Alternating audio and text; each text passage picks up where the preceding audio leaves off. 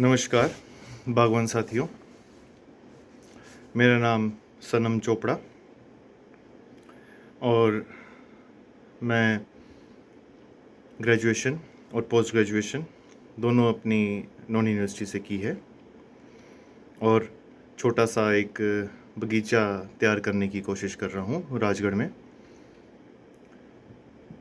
बागवान साथियों, अभी कुछ दिन पहले मैंने एक वीडियो डाला था, आप सबसे साझा किया था, जिसमें मैं उसमें एक बीमारी के बारे में बता रहा था।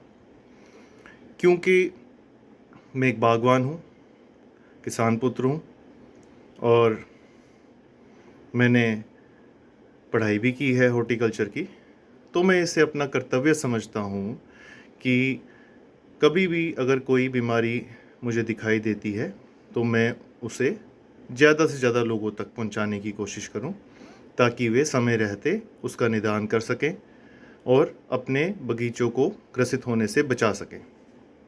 मैं आपको बताना चाहूँगा, इस तरह की स्टोन फ्रूट की बीमारी हमारे राजगढ़ ज़िला सिरमौर में आड़ू पे आ चुकी है, जिसे फाइटोप्लाज्मा बोलते हैं।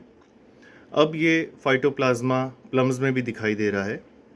तो मैंने खुद अपने घर पे ये देखा है कि जो हमारा आड़ू का उत्पादन बहुत अधिक होता था, है ना जी, जिसे हमें राजगढ़ को हमारा तो एक तरह से अवार्ड किया गया था, पीच बॉल ऑफ एशिया, आज वो ख़त्म हो चुका है। प्रकृति जो होती है इंसान की, वो फिर नए प्रयास करके कुछ ना कुछ दोबारा करता है, परंतु एक बसा बसाया बनाया हुआ काफ़ी सालों का बगीचा अगर उजड़ जाता है तो जनाब रात को सोना बहुत मुश्किल होता है। सभी जो बागवान हैं वो मेरी इस बात से डेफिनेटली हामी भरेंगे कि ऐसा होता है। तो मैं इस बात को, इस एपिसोड को पूरा बताता हूँ। ये आपको पता है, नए नए जो है स्ट्रेन्स आ रहे हैं, नई नई वेराइटीज़ आ रही हैं।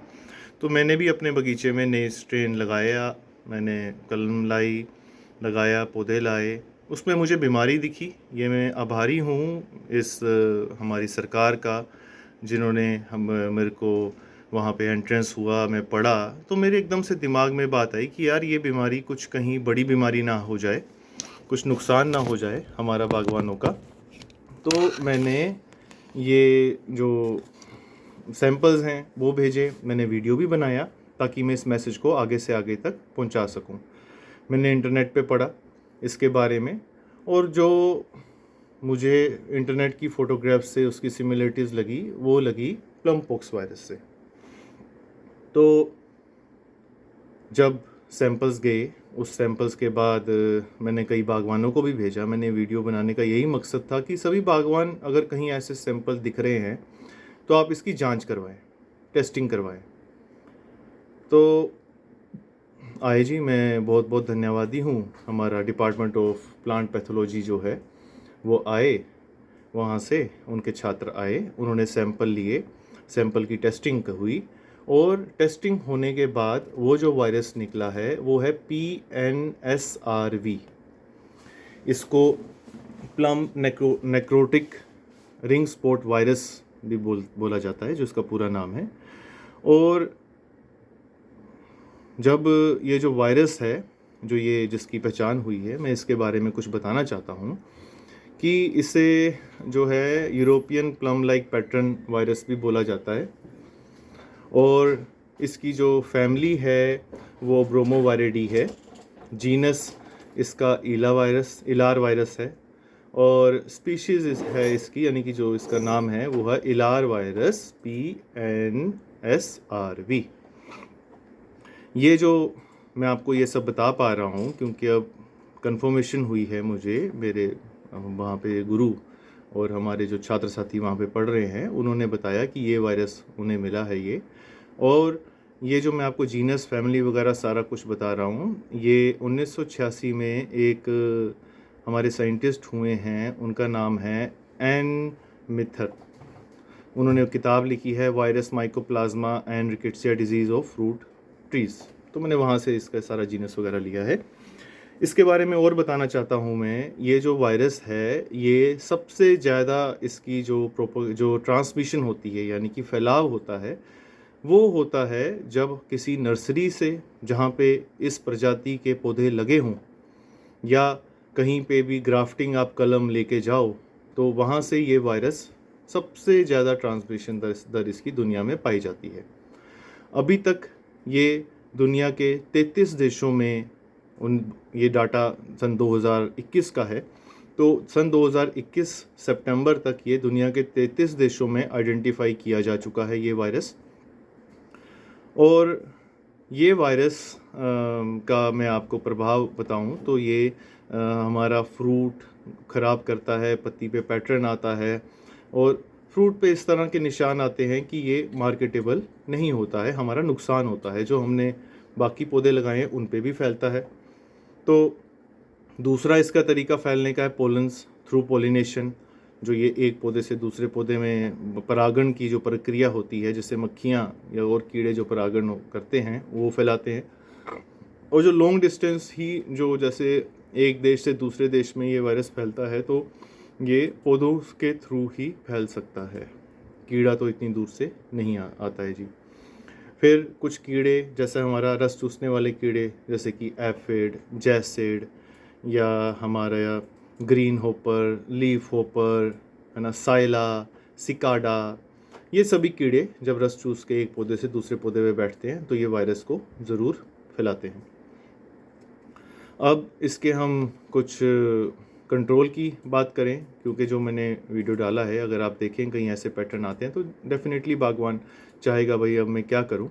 तो क्योंकि सर देखो, मेरा फ़र्ज़ है कि कहीं भी कुछ ऐसा है, मैं किसी भी बागवान का कोई नुकसान नहीं चाहता हूं, और मैं चाहता हूं कि आप सभी को ये आगे तक इन्फॉर्मेशन पहुंचे। और समय रहते, देखिए आड़ू के केस में समय से उसका हम टेस्टिंग नहीं करवा पाए, हमारे पास सुविधाएं नहीं थी, पर समय रहते हम उसका निदान कर लें ताकि हम जो आर्थिकी लॉस होना है उससे बच जाएं। तो सबसे पहले जी, वायरस फ्री प्लांटिंग मटेरियल चाहिए। कहीं से भी नर्सरी से पौधे ऐसे ना लें जिसमें वायरस का होना संदिग्ध है। इस प्रजाति को अगर कहीं पे भी लगाया हुआ भी बड़े, देखो जो मेरे को था, किसी ने बोला यार ये ओब्लिंजा है, ओब्लिनाजा है, मैंने ली लगाई, बिल्कुल कुछ नहीं है। और आपको भी कल में कहीं होता है तो हम ऐसे ही लेते हैं, बागवान एक दूसरे से हम आदान प्रदान करते हैं, कोई कुछ चीज़ अच्छी लग जाए तो अगर हमने इसका निदान करना है, सबसे पहले जिन भी पौधों पे आपने इसकी अगर कलम की है या प्रजाति है, सबसे पहले तो बहुत सुनिश्चित है कि आप जांच कराएं। ये बात ज़रूरी नहीं है कि अगर मेरे बगीचे में ये बीमारी है तो आपके बगीचे में भी आएगी। हो सकता है वो कलम वायरस वाली मेरे पास ही पहुंची, है ना, ऐसा भी हो सकता है कि वो पौधा मेरे पास ही आया, आपके पास नहीं आया। तो सबसे पहले आप जांच करवाएं, सुनिश्चित करें कि ये वायरस है। अगर होता है कि भाई, आपको हमारा नोनी यूनिवर्सिटी का डिपार्टमेंट ऑफ प्लांट पैथोलॉजी, उसके पास जाएं, अपने सैंपल लेके। अगर वो बोलते हैं भाई ये वायरस है, तो सबसे पहले आप वो पेड़ निकाल दें और उससे अपने बगीचे के दूर जाके उसे जला दें, ताकि उससे रस चूसने वाले कीड़े इधर से उधर ना जा पाएँ।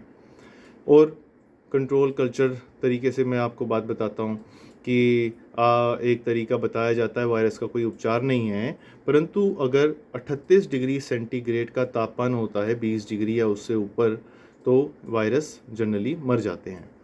इसी प्रक्रिया के तहत हमारा शरीर, जब कोई वायरस आता है तो तेज़ बुखार लाता है ताकि वो वायरस मर जाएं और हम बच जाएं। सेम पौधों में भी वायरस, अगर हम तेज़ तापमान 38 डिग्री से ऊपर कहीं होता है तो हम बच जाते हैं, पर 20 दिन तक चाहिए। तो ऐसा बहुत कम होता है, लोअर एलिवेशन में फिर भी मिल जाता है, अपर एलिवेशन में नहीं होता है। तो आप इसे देखें। और इसके अगर मैं आपको लॉसेस जो हैं काफ़ी हो सकते हैं। हमारी बाकी प्रजातियां, प्लम एक अच्छा आर्थिकी के रूप में उभरा है, और वो कहीं नुकसान आगे से आगे ना हो जाएं, तो आप उसे निकाल दें पौधों को। प्लांटिंग मटेरियल सुनिश्चित करें। देखिए आजकल इंटरनेट का ज़माना है, हर आदमी के हाथ में इंसाइक्लोपीडिया है, कुछ भी खोज सकता है। तो PNSRV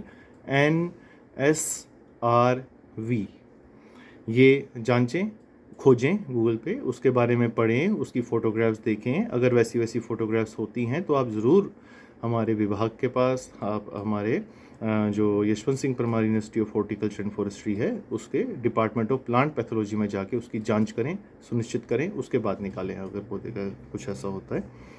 फिर इसका मैं आपको वायरस का एक और चीज़ बताता हूँ कि देखिए, मैंने अपने बगीचे में, शौक़ होता है जी, नया काम करते हैं, शौक़ होता है, ऐसा इच्छा होती है कि कोई पता नहीं कोई नई चीज़ अच्छी आ जाए तो हम लगाते हैं। एक बात अच्छी है कि मेरे बगीचे में ये उस जगह पे लगा था जहाँ पर कि कोई फूल नहीं आए, कोई कुछ नहीं है, मैंने पौधे भी निकाल दिए हैं। कहीं मैंने इसका बडवुड किसी बागवान को नहीं दिया है आज तक, और मैं जब तक फ्रूट ना देख लूँ, मुझे कोई चीज़ अच्छी लगती है, अच्छा फ्रूट है, मैं तभी बागवानों को आगे देता हूँ कि यार ये अच्छी चीज़ है। पर इसका फ्रूट नहीं देखा, आया था एक दाना ख़राब था, तभी दिमाग ठनका कि यार इसमें ये क्या हुआ है। मैं बहुत बहुत धन्यवादी हूँ। ये वायरस का टेस्टिंग कोई आसान नहीं है, काफ़ी महंगी प्रक्रिया है, और मैं हमारे यशवंत सिंह परमार यूनिवर्सिटी का बहुत बहुत धन्यवादी हूँ कि इन्होंने मेरे को इस वायरस की आइडेंटिफिकेशन में मदद करी है, और मुझे पूरा कॉन्फिडेंस है कि मैं अपने बगीचे में ये वायरस फैलाने से और नहीं फैलेगा, बच जाएगा। जहाँ मेरा बगीचा है आसपास किसी का पलम का बगीचा नहीं है 4-5 किलोमीटर तक, तो कंट्रोल हो जाएगा। और ये आप इसे छोटा ना समझें, क्योंकि मैंने पिछली बार वीडियो डाली थी कि ये प्लम पॉक्स वायरस है, पर ये प्लम पॉक्स नहीं है, क्योंकि पत्तियों पे एक जैसा निशाने होते हैं। ये PNSRV है, पर इसका मतलब कि ये प्लम पॉक्स नहीं है। ये जो है, ऐसा नहीं हुआ है कि ये चिंता घट गई है। ये प्लम पॉक्स तो बहुत ज़्यादा नुकसानदेह है, ये प्लम पॉक्स नहीं है, पर ये जो PNSRV है ये भी नुकसानदेह है। इससे भी हमारी आर्थिकी पे बहुत बड़ा प्रभाव पड़ेगा अगर ये फैल गया।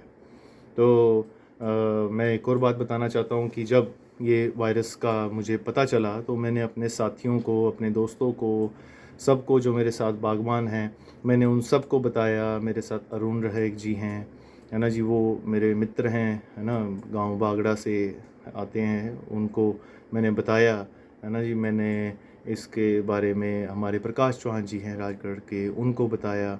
मेरे एक और मित्र हैं मुंटू जी, मैंने उनको बताया।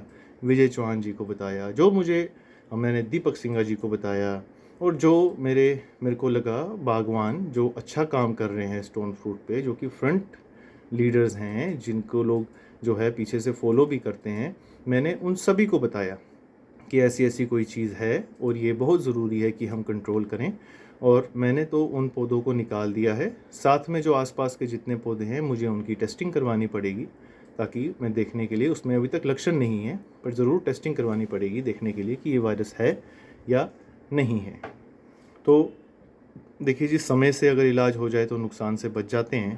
तो मैं एक बार फिर सारे के सारे जितने हमारे हिमाचल प्रदेश के, उत्तराखंड के, जम्मू कश्मीर के, भारत के जितने भी हमारे बागवान हैं, मैं सभी से एक प्रार्थना करता हूँ, कोई भी नया बीमारी, नया कीट आपके बगीचों में आता है तो ज़रूर विभाग के पास जाएं। आप अगर नोनी यूनिवर्सिटी, देखिए राजगढ़ से नज़दीक है, ईज़िली पहुँच जाते हैं हम आते जाते, तो आपके पास भी देखिए KVKs हैं यूनिवर्सिटी के, है ना जी, रिसर्च सेंटर्स हैं, सब जगह बहुत अच्छा काम कर रही है हमारी हिमाचल प्रदेश सरकार और हमारी नॉन यूनिवर्सिटी।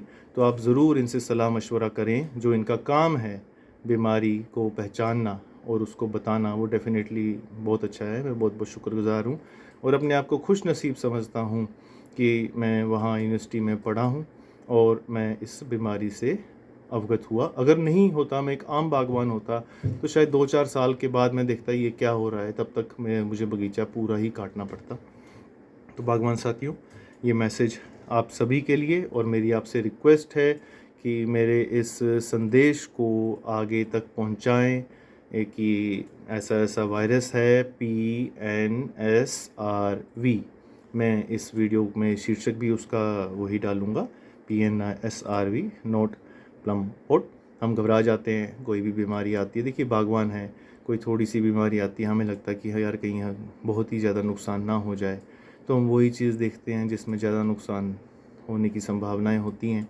परंतु ये जो मेथोलॉजी है ये प्लम पॉक्स की नहीं निकली है, इसका टेस्टिंग करी है एक छात्र है, उनका भी मैं बहुत बहुत धन्यवादी हूँ। पहाड़ पे चल के आए मेरे पास और उन्होंने सैंपल लिए, है ना जी, और उनको भी बहुत बहुत धन्यवाद, हमारे अभिनव जी को, है ना जी। मैं उनकी शुभकामनाएं देता हूँ कि वो अपने करियर में काफ़ी अच्छा आगे बढ़ें, काफ़ी अच्छा काम करें।